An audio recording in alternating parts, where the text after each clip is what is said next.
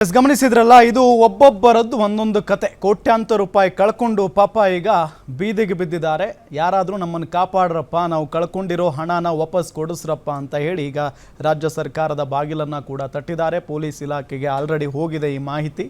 So ಇದ್ರ ಬಗ್ಗೆ ಚರ್ಚೆ ಮಾಡ್ತಾ ಹೋಗ್ತೀವಿ. ನಮ್ಮ ಜೊತೆಗೆ ನಾನು ಈಗಾಗಲೇ ಹೇಳಿದ ಹಾಗೆ ಮೋಸ ಹೋದವರು ಕೂಡ ಇದ್ದಾರೆ.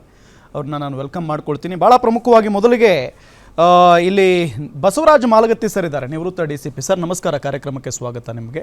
ಏನು ಮಂಜುನಾಥ್, ಗಾಯತ್ರಿ, ಅರ್ಜುನ್, ವಾಸು, ರಾಘವೇಂದ್ರ ಇವರೆಲ್ಲರೂ ಇದ್ದಾರೆ ಮೋಸ ಹೋದವರು. ಎಲ್ರಿಗೂ ಕೂಡ ಸ್ವಾಗತ ಸರ್. ನಾನು ಮೊದಲಿಗೆ ಮೋಸ ಹೋದವರನ್ನೇ ಮಾತಾಡಿಸ್ತೀನಿ. ರಾಘವೇಂದ್ರ ಸರ್, ಪ್ರಭಾಕರ್ ಸರ್, ಏನು ಹೇಳ್ತೀರಿ ಈಗ? ಮೊದಲಿಗೆ ನೀವು ಇವ್ರನ್ನ ಹೆಂಗೆ ನಂಬಿದ್ರಿ? ಫಸ್ಟ್ ಆಫ್ ಆಲ್ ನಂಬಿದ್ದು ಹೆಂಗಂದರೆ, ನಾನು 2010ನಲ್ಲಿ ಇವ್ರದ್ದು ಒಂದು ಪರಿಚಯ ಆಗಿದ್ದು ಏನಂದರೆ, ನನ್ನ ಫ್ರೆಂಡಿಂದ ಪರಿಚಯ ಆಗಿತ್ತು ನನಗೆ. ಓಕೆ, ಮಿಸ್ಟರ್ ನವಶಕ್ತಿ ಫ್ರೆಂಡ್ ಒಬ್ಬ ಗೋಪಿ ಅಂತ. ಅವ್ರು ಹೇಳಿದಿಂದ ನಾನು ಬಂದು ಚೀಟ್ ಫಂಡಲ್ಲಿ ಚೀಟಿ ಹಾಕಿದ್ದೆ. ಚೀಟಿ ಹಾಕಿದ್ಮೇಲೆ ಎಲ್ಲಾನು ಇದೇ ಥರನೇ ಎಲ್ಲ ಥರ ಬೆನಿಫಿಟ್ಸ್ ಕೊಡ್ತೀವಿ, ಅದು ಇದು ಕೊಡ್ತೀವಿ ಅಂತ ಹೇಳಿ ನನ್ನನ್ನು ಮೋಸ ಮಾಡಿದ್ದು ಇದೇ ವ್ಯಕ್ತಿ. ಅಂದರೆ ಇವ್ರ ತಂದೆಯವರು, ಏನು ಹೆಸರು ಅವ್ರದ್ದು? ಇವ್ರ ಹೆಸರು ಶರವಣ ಅಂತ. ಇವ್ರ ತಂದೆಯವ್ರ ಹೆಸರು ಬಂದು ನಾರಾಯಣ ಮೂರ್ತಿ ಅಂತ, ಅವರೇ ಫೌಂಡರು. ಅವ್ರು ಹೇಳಿದ್ದೇನೆಂದ್ರೆ, ಈ ಥರ ಚಿಟ್ ಫಂಡ್ ಹಾಕಿದ್ರೆ ನಿಮ್ಗೆ ಹೆಲ್ಪ್ ಆಗುತ್ತೆ, ಅದು ಇದು ಅಂತ ಹೇಳಿ ಆವಾಗಿಂದ ಒಂದು 35 ಲಕ್ಷ 50 ಲಕ್ಷ ಆ ಥರ ಚಿಟ್ ಫಂಡ್ ಹಾಕಿದ್ರು. ಆಗ 2010 ಅದನ್ನ ಕಟ್ಕೊಂಡ್ ಬರ್ತಿದ್ವಿ, ಕೊಡ್ತಿದ್ರು. 2014-15 ನಾನು ಸ್ಟಾಪ್ ಮಾಡಿದ್ದೆ. ಮತ್ತೆ ಅವ್ರ ತಂದೆ ಏನು ಮಾಡಿದ್ರು, ಇಲ್ಲ ನೀವು ಚಿಟ್ ಫಂಡ್ ಹಾಕಿ ಅಂತ ಹೇಳಿ ಏನು ಮಾಡಿದ್ರು, 2020 ಮತ್ತೆ ನನಗೆ 50 ಲಕ್ಷ ಚೀಟಿ ಒಂದು ಮಾಡಿದ್ರು. ಅದ್ರಲ್ಲಿ 10 ಲಕ್ಷ ಕೊಟ್ಟರು. ಮಿಕ್ಕಿದ 40 ಲಕ್ಷ ಚೀಟಿಯಲ್ಲಿ ಏನು ಮಾಡಿದ್ರು ಅಂದರೆ, ಒಂದು 10 ಲಕ್ಷ ಚೀಟಿ ನಾನು ಫುಲ್ಲಾಗಿ ಕಟ್ಟಿದ್ದೀನಿ. ಲಾಸ್ಟ್ ಒಂದು ಚೀಟಿನ ಏನು ಮಾಡಿದ್ರು ಅಂದರೆ, ಇಲ್ಲ ನಾವು ಅದನ್ನ ನೀವು ಕಟ್ಟಬೇಡಿ, ನಾವು ಅದನ್ನ ಮೈನಸ್ ಮಾಡಿ ಕೊಡ್ತೀವಿ, ನಿಮ್ಮ ಅಮೌಂಟ್ ಏನಿದೆ ಮೈನಸ್ ಮಾಡಿ ಕೊಡ್ತೀವಿ ಅಂತ ಹೇಳಿದ್ರು. ಅದನ್ನ ಮಾಡಿದ ತಕ್ಷಣ ಓಕೆ ಅಂತ ಹೇಳಿದ್ವಿ. ಈಗ ಏನಾಗಿದೆ ಅಂದರೆ, ಈಗ ಕಮಿಷನರ್ ಹತ್ರ ಎಲ್ಲ ಕೋರ್ಟಲ್ಲೆಲ್ಲ ಏನು ಮಾಡ್ತಿದ್ದಾರೆ, ಯಾರು ಡಿಫಾಲ್ಟರ್ಗಳು ಇವರೆಲ್ಲ ದುಡ್ಡು ಕಟ್ಟಿಲ್ಲ ಅಂತ ನಮ್ಮನ್ನ ಡಿಫಾಲ್ಟರ್ ಲಿಸ್ಟಲ್ಲಿ ತೋರಿಸಿದ್ದಾರೆ. ಮೋಸದ ಆಕ್ಚುಲಿ ಇದು ದುಡ್ಡೇ ಕಟ್ಟಿಲ್ಲ, ನಾವೆಲ್ಲ ಡಿಫಾಲ್ಟರ್ ಅಂತ ಹೇಳ್ಬಿಟ್ಟು ಆ ಥರ ಲಿಸ್ಟಲ್ಲಿ ನಮ್ಮನ್ನ ತೋರಿಸ್ತಾ ಇದ್ದಾರೆ ಅವರು. ವಂಚನೆ ಈ ಥರ ಮಾಡ್ತಿದ್ದಾರೆ. ಅದೇ ಥರ ಒಂದು 30 ಲಕ್ಷ ರೂಪಾಯಿ ಚೀಟು ನಾನು ಒಂದು 6 ತಿಂಗಳು ನಾನು ಕಟ್ಟಿಲ್ಲ. ಏನಕ್ಕೆ ನಾನು 2023 ನೀವು ಯಾವುದೇ ರೀತಿಯಲ್ಲಿ ನಿಮ್ಮಲ್ಲಿ ಏನು ನಾವು ಪೇಮೆಂಟು ಸ್ಲೋ ಇತ್ತು. ಚೀಟಿ ನೀವು ತೆಗ್ದಿದ ತಕ್ಷಣ ಲಾಸ್ಟ್ ಚೀಟಿನ ಇಮಿಡಿಯೇಟ್ ಆಗಿ ಒಂದು 15 ಡೇಸಲ್ಲಿ ಕೊಡ್ತೀನಿ ಅಂತ ಹೇಳಿದ್ರು. ನೆಕ್ಸ್ಟ್ ಹೋಗಿ ಕೇಳಕ್ಕೆ ಹೋದ್ರೆ 3 ಮಂತ್ಸ್ ಪ್ರೊಸೀಜರ್ ಇದೆ ಅಂತ ಹೇಳಿದ್ರು. ನಾವು 3 ಮಂತ್ಸ್ ಪ್ರೊಸೀಜರ್ ಅಂದಿದ ತಕ್ಷಣ ಏನಕ್ಕೆ 3 ಮಂತ್ಸು? ಏನು ನಾವು ಎಲ್ಲ ಚೀಟಿ ಕಟ್ಟಿದ್ದೀವಿ, ನಾವು ಡಾಕ್ಯುಮೆಂಟು ಕೊಟ್ಟಿದ್ದೀವಿ, ಕೊಡಿ ದುಡ್ಡು ಅಂದರೆ. ಅವಾಗ ಸ್ಲೋ ಆಗಿದ ತಕ್ಷಣ ನಾನೇನು ಮಾಡಿದೆ, 2021 ಒಂದು ಮೇಲ್ ಹಾಕಿದ್ದೀನಿ, 2023 ಒಂದು ಲೆಟ್ರ್ ಕೊಟ್ಟಿದ್ದೀನಿ, ದಯವಿಟ್ಟು ನಾನು ದುಡ್ಡು ಕೊಡಿ ಅಂತ ಹೇಳ್ಬಿಟ್ಟು ನಾನು ಕೊಟ್ಟಿದ್ದೀನಿ ಅವ್ರಿಗೆ.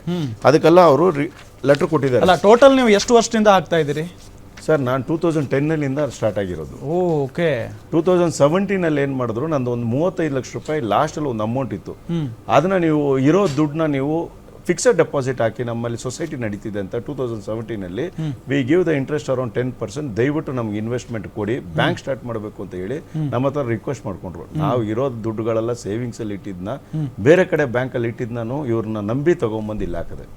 ಹಾಕಿದ ಮೇಲೆ ಕೊಟ್ಟರು. 2022 ನಾನು ಲೆಟರ್ ಕೊಟ್ಟಿದ್ದೀನಿ, 23 ಅವ್ರು reply letter, 24 reply letter, 25 reply letter ಇದೆ ಅವ್ರು ಏನೇನು ಕೊಟ್ಟಿದ್ದಾರೆ ಅಂತ ನೋಡಿ, ಕ್ಲೋಷರ್. ಮತ್ತೆ ಅವ್ರ ಪ್ರೆಸಿಡೆಂಟ್ 24 ಲೆಟರ್ ಕೊಟ್ಟಿದ್ದೀನಿ.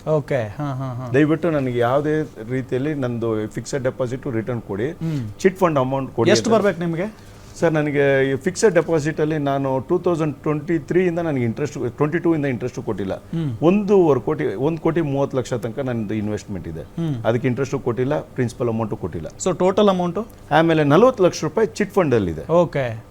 ಸೊ ಅರೌಂಡ್ ನನಗೆ 1 ಕೋಟಿ 1.25 ಕೋಟಿ ತನಕ ನಂದು ಅಮೌಂಟ್ ಇದೆ. ಸೊ ಒಬ್ಬರಿಗೆ 1.25 ಕೋಟಿ. ಎಸ್, ಇದು ಪ್ರಭಾಕರ್ ಅವ್ರ ಕತೆ. ಇನ್ನು ಗಾಯತ್ರಿ ಅರ್ಜುನ್ ಅವರು, ನೀವ್ ಹೆಂಗ್ ಮೋಸ ಹೋದ್ರಿ? ಎಷ್ಟು ಹಣ ಬರ್ಬೇಕು ನಿಮಗೆ? ಸರ್, ನಮಗೆ 30 ಲಕ್ಷ ಬರಬೇಕಾಗಿತ್ತು ಸರ್. ಯಾಕಂದ್ರೆ ನಾವು 2011 ಅವ್ರ ಹತ್ರ ಚೀಟಿ ಹಾಕಿದ್ವಿ.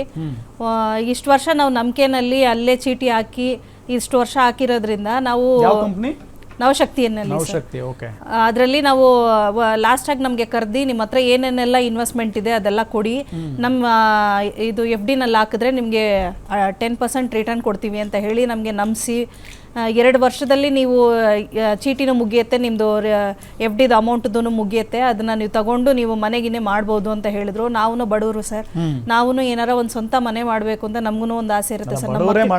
ಹೌದು ಸರ್, ನಾವೆಲ್ಲ ಆಸೆ ಪಟ್ಟೇನೆ ಸರ್ ಇಲ್ಲಿ ಹೋಗಿ ಬಿದ್ದಿರೋದು. ಮಕ್ಕಳು ಮರಿ ಇಟ್ಕೊಂಡು ನಾವು ಕಷ್ಟ ಪಟ್ಕೊಂಡು ಸ್ಕೂಲ್ ಫೀಸ್ ಕಟ್ಟಕ್ಕಾಗದೆ ಎಷ್ಟೋ ತೊಂದರೆಯಿಂದಾನೆ ಅನುಭವಿಸಿದ್ದೀವಿ ಸರ್. ನಾವು ಒಂದು ಚಿಕ್ಕ ಕಂಪನಿನಲ್ಲಿ ನಾನು ನಮ್ಮ ಯಜಮಾನ್ರು ಕೆಲ್ಸಕ್ಕೆ ಹೋಗಿ ಅಲ್ಲಿ ಬರೋ ಸ್ಯಾಲ್ರಿನಲ್ಲಿ ನಾವು ಊಟಕ್ಕೂ ಹಿಡ್ದೆ, ಯಾಕಂದ್ರೆ ಅವ್ರಿಗೆ ಚೀಟಿನ ಒಂದು ದಿನ ಲೇಟಾಗಿ ಕಟ್ಟಿದ್ರು ಬಡ್ಡಿ ಕೊಡಬೇಕು ಸರ್. ಹೌದು. ಅದು ಚೀಟಿ ಕರೆಕ್ಟ್ ಟೈಮ್ ಕಟ್ಬಿಡ್ಬೇಕು ಅಂತ ಹೇಳಿ ನಾವು ಎಷ್ಟೋ ಕಷ್ಟಪಟ್ಟು ನಮ್ಮ ತಿಂಗಳು ಕರೆಕ್ಟಾಗಿ ಚೀಟಿ ಕಟ್ಟಿದೀವಿ ಸರ್. 23ನೇ ಚೀಟಿನೇ ತಗೊಂಡಿರೋದು ನಾವು.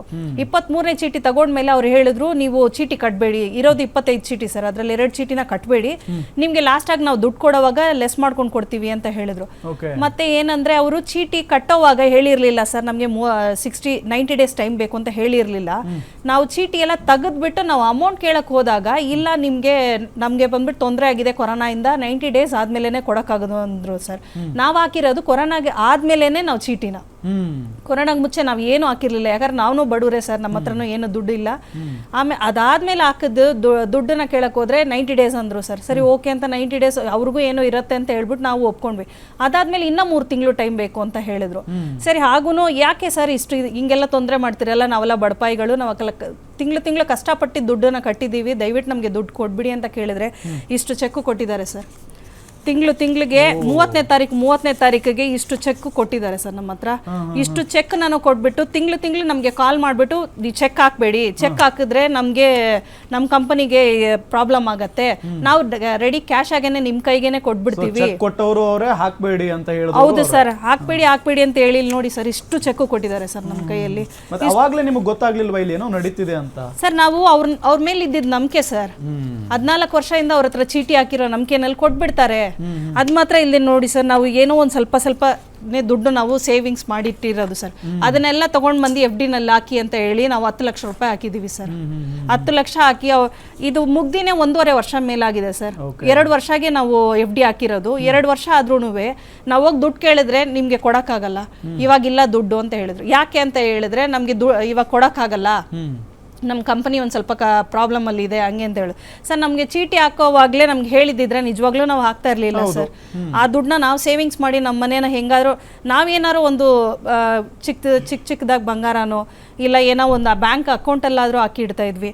ಈ ಥರ ನಮಗೆ ತುಂಬಾನೇ ಮೋಸ ಮಾಡಿದ್ದಾರೆ ಸರ್. ರಾಘವೇಂದ್ರ ಅವರೇ, ವಾಸು ಅವರೇ, ನಿಮಗೇನು ಯಾವ ತರ ಮೋಸ ಆಗಿದೆ, ಎಷ್ಟು ಅಮೌಂಟ್ ಬರಬೇಕು ಅಂತ? ನನಗೆ ಈ ಚೀಟಿ ನವಶಕ್ತಿ ಅವರು ನಮ್ಮ ತಂದೆಯವರು 2012ರಿಂದ ಪರಿಚಯ ಆಗಿದ್ದು. ಸೊ ಅವ್ರ ಮುಖಾಂತರ ನಾನು ಏನ್ ಮಾಡಿದೆ, 2022 ಡಿಸೆಂಬರ್ ನಾನು ಹಾಕಿದ್ದು. ಸೊ ನಾನು 3 ಲಕ್ಷದ ಚೀಟಿ ಹಾಕಿದ್ದೆ. ನನ್ನ ಸಾಲ ಯಾವುದೋ ಒಂದು ಇತ್ತು, ಅದನ್ನ ತೀರಿಸ್ಬೇಕಂತ ಹಾಕಿದ್ದೆ. ಆಮೇಲೆ ನಾನು 1,70,000 ರೂಪಾಯಿ ನಾನು ಕಟ್ಟಿದ್ದೀನಿ. ಅವ್ರ ಆಫೀಸ್ ಕಡೆಯಿಂದ ನನಗೆ ಕಾಲ್ ಬಂತು ಒಂದ್ಸಲ, ನಮ್ಮ MD ಸಾರ್ದು ಬರ್ತ್ಡೇ ಇದೆ, ರೆಸಾರ್ಟ್ ಅಲ್ಲಿ ಹೋಗಿ ನಿಮ್ಮ ಫ್ಯಾಮಿಲಿ ಜೊತೆ ಎಂಟರ್ಟೈನ್ ಮಾಡಿ ಅಂತ ನಾನು ಕಾಲ್ ಮಾಡಿದ್ರು ಒಂದ್ಸಲಿ. ಅದು ಯಾವಾಗ ಜನವರಿ 1ನೇ ತಾರೀಕು ತನಕ ಏನೋ ನನಗೆ ಕಾಲ್ ಬಂದು, ನಾನು ಅವತ್ತು ಯೋಚನೆ ಮಾಡಿದೆ, ಇವ್ರಿಗೆ ಯಾರ ಮನೆ ದುಡ್ಡಲ್ಲಿ ಇವ್ರುಗಳು ಎಂಜಾಯ್ ಮಾಡ್ತಾ ಇದ್ದಾರೆ, ಜನಗಳಿಗೆ ಕರೀತಾ ಇದ್ದಾರೆ ಅಂದ್ರೆ ಇವ್ರು 100% ದುಡ್ಡು ಕೊಡಲ್ಲ. ಸೊ ಅವಾಗ ನಾನು ಏನು ಮಾಡಿದೆ, ಆಫೀಸಲ್ಲಿ ಯಾವ ಥರ ನಡೀತಾ ಇದೆ ಅಂತ ನಾನು ಹೋಗಿ ಒಂದ್ಸಲಿ ಅಬ್ಸರ್ವೇಷನ್ ಮಾಡಿದೆ ಕೂತ್ಕೊಂಡು. ನಾನು ಈ ಥರ ಬಂದು ಜನಗಳು ಕೇಳಿದಾಗ ಚೀಟಿ ಕಟ್ಟೋರು ನಂಗೆ ಅಮೌಂಟ್ ಕೊಡ್ತಾ ಇಲ್ಲ ಅಂದಾಗ ನಾನು ಕೇಳಿ, ಯಾಕೆ ಸರ್ ಕೊಡ್ತಾ ಇಲ್ಲ, ಏನು ಪ್ರಾಬ್ಲಮ್ ಅಂತ. ಸರ್ ಅವರು ದುಡ್ಡು ತೊಗೊಂಡು ಓಡೋಗ್ಬಿಟ್ಟಿದ್ದಾರೆ, ನಮಗೆ ಅವ್ರ ಮಾತೆಲ್ಲ ಕೇಳಕ್ಕೆ ಹೋಗ್ಬೇಡಿ, ಅವರೆಲ್ಲ ಫ್ರಾಡ್ಗಳು, ನೀವು ಜೆನ್ಯೂನ್ ಪರ್ಸನ್ನು, ನಿಮಗೆ ನಾವು ಕರೆಕ್ಟಾಗಿ ಇನ್ ಟೈಮ್ಗೆ ನಿಮ್ದೇನೇ ನಾವು ಸೆಟ್ಲ್ ಮಾಡ್ತೀವಿ, ದಯವಿಟ್ಟು ಇವ್ರದೆಲ್ಲ ತಲೆ ಕೆಡ್ಸ್ಕೋಬೇಡಿ ಅಂತ ನಮ್ಗೆ ಆ ಥರ ಮೋಸ ಮಾಡಿದ್ದಾರೆ. ನಾವು ನೆಕ್ಸ್ಟ್ ಟೈಮು ನಮ್ಮದು ತಂದೆ, ನಮ್ಮ ಚಿಕ್ಕಪ್ಪ ಅವರು ಇದ್ದಾರೆ, ಅವರು ತೊಗೊಂಡೋಗಿ FD ದುಡ್ಡಾದ್ರು ಇಟ್ಬಿಟ್ಟಿದ್ದಾರೆ 10 ಲಕ್ಷ. ಅವ್ರಿಗೂ ಗೊತ್ತಿಲ್ಲ ಪಾಪ. ಅವರು ಜಗಳ ಬಿದ್ದಾಗ ನಮ್ಮ ಚಿಕ್ಕಪ್ಪನ ಜೊತೆ ನಂದು